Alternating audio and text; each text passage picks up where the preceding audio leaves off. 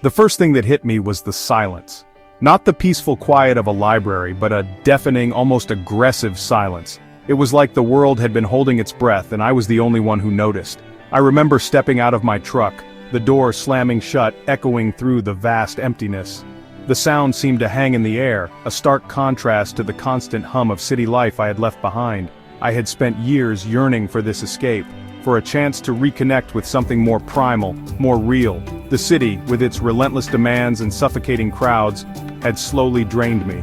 I was tired. Tired of the noise, the rush, the constant feeling of being plugged in, yet utterly disconnected. I craved simplicity, a chance to live life on my own terms, dictated by the rhythms of nature, not the demands of society. So I packed my truck, said goodbye to the life I knew, and pointed my compass towards the wilderness, seeking solace in the arms of Mother Nature. Little did I know, this journey would push me to the edge and force me to confront the deepest parts of myself. The decision to leave wasn't sudden. It had been brewing inside me, a quiet rebellion against the life I was told I should want. The corporate ladder, the material possessions, the constant pursuit of more, it all felt so empty. I was chasing shadows, and in the process, losing myself. I longed for a different pace, a life where my senses weren't constantly bombarded, where I could think clearly and breathe deeply. I wanted to feel the earth beneath my feet, taste the freshness of the air, and hear the wind whisper through the trees. I yearned for a connection to something bigger than myself, to the raw, untamed beauty of the natural world. So I started small. Weekends spent hiking, camping trips that stretched longer and longer. Each foray into the wilderness chipped away at the city's hold on me, fueling my desire for a simpler life. It wasn't an easy decision. Fear gnawed at me. Fear of the unknown, fear of failure, fear of being alone, but the call of the wild was stronger. I knew I had to break free from the concrete jungle before it choked the life out of me. This wasn't just about escaping society. It was about rediscovering myself, about learning to live in harmony with nature, and ultimately, with myself.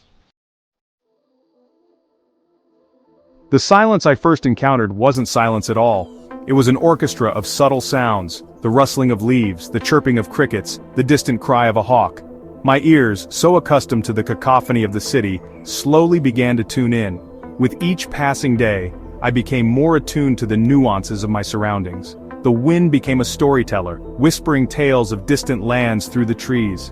The babbling brook transformed into a soothing melody, its rhythm lulling me to sleep at night. Even the silence held meaning.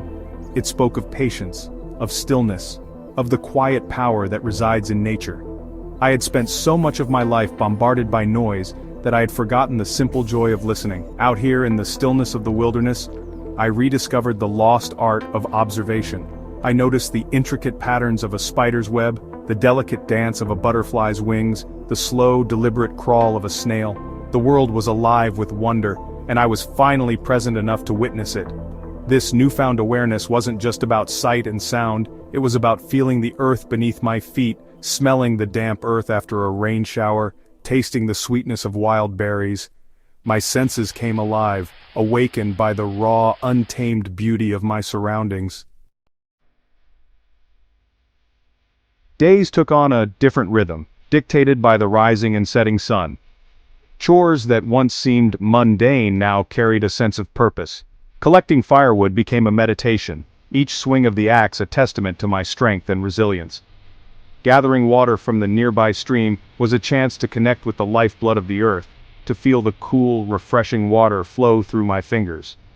Even the simple act of preparing a meal became a ritual, a celebration of the bounty that nature provided. I learned to live in harmony with the seasons, planting seeds in the spring, tending to my garden in the summer, harvesting the fruits of my labor in the fall, and preparing for the quiet stillness of winter.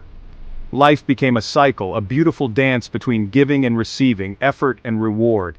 This simplicity wasn't about deprivation, it was about finding joy in the essentials. It was about stripping away the unnecessary, the distractions, the things that clutter our lives and prevent us from truly living. Out here in the wilderness, I discovered a profound sense of contentment, a deep-seated happiness that stemmed from within, not from external possessions or achievements.